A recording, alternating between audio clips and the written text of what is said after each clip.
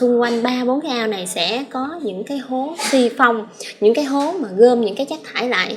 Và đây là 3 cái ao là đang nuôi ha, trải lưới lan che chắn cẩn thận.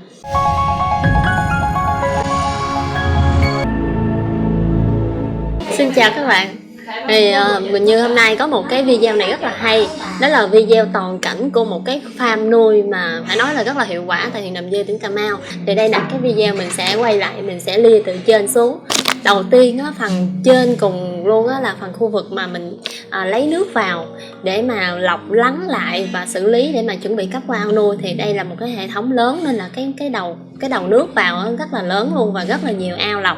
Sau khi mình lọc lắng xong thì ở đây có một cái túi lọc để mà lọc lại một lần nữa, và cái túi này dạng như túi siêu lọc luôn, rất là dày để lọc những cái tạp chất trứng cá mà một lần lại cuối cùng để mà chuẩn bị qua cái ao sẵn sàng và cấp vào nuôi. Thì mọi người nhìn thấy ở đây là có 3 cái ao mà hình dạng là hình tròn. Thì hình tròn này nó giúp mình là tối ưu hóa, không có bị những cái góc ao.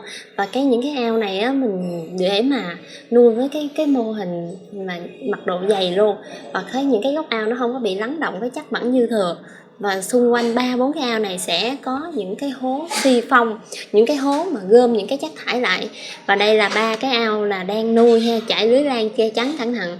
Và một cái ha bên đây thì mình nhìn thấy rõ hơn nè, là đã nuôi, nói chung là nuôi xong rồi á. Và mình xử lý thì mình nhìn thấy được cái phần đáy của ao. Thứ nhất là chải bạc hết nè. Thứ hai là chính giữa là bắt buộc phải có cái hố xi phong, và nuôi hiệu quả hay không là nhờ cái hố xi phong này. Để vì cái hố này nó sẽ lọc, nó sẽ gom chất thải ra. Và dưới cái xung quanh hố xi phong mọi người nhìn thấy những cái chia nhỏ như thế này nè. Đó, đây là những cái ống xương cá để mà hút nước đáy ở dưới bạc. Những cái ao bạc chìm này là bắt buộc phải có những cái ống xương cá này để nó gom những cái nước mồi, nó không có làm bồng cái bạc lên, không có làm phồng cái bạc lên, và nó gom về hố xi phong và rút ra những cái ao này. Đây là những cái ao tập trung chất thải nè. Đó, và mình đi tiếp là những cái khu nuôi lớn hơn, là diện tích lớn hơn này, tầm khoảng diện tích khoảng 1.000. Thì trong một cái ao nuôi này là đầu tiên là phải có máy cho ăn nè, thứ hai là quạt tạo dầu, thứ ba là hệ thống oxy cấp ha. Thì mình để ý là ao vuông thì tối thiểu cũng phải là 3 dàn, và cũng phải 3 đến 4 dàn quạt như thế này. Mỗi dàn là từ khoảng 15-16 cánh đây, 1, 2, 3, 4, khoảng 16 cánh. Và là bật luân phiên ha, tùy vào cái giai đoạn thời tiết sáng trưa chiều như thế nào bật luân phiên, nhưng sẽ bật hết 4 dàn khi mà chuẩn bị xi phong. Nó gom động chất thải, nó gom hết về cái hố xi phong mình rút ra ngoài.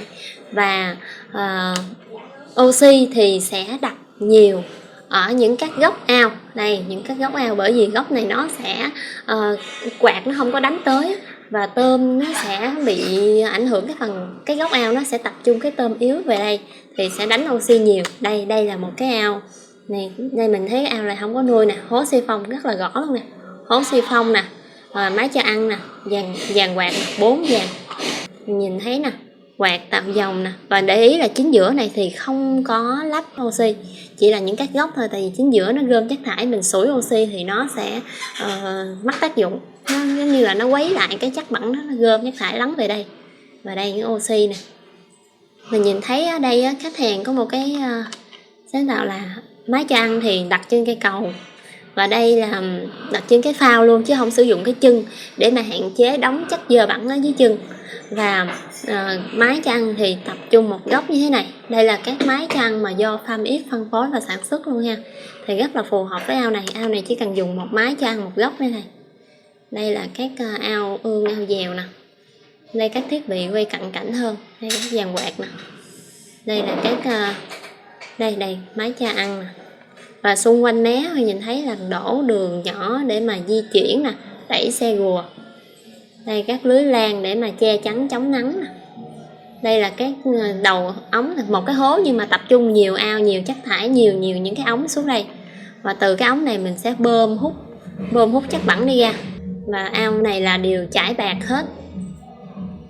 Mình thấy là cái đây là một cách nuôi. Đây những cái ống này là ống hơi nè. Đây dàn quạt, đây những cái ao này là vệ sinh sạch sẽ rồi nè, để chuẩn bị nuôi.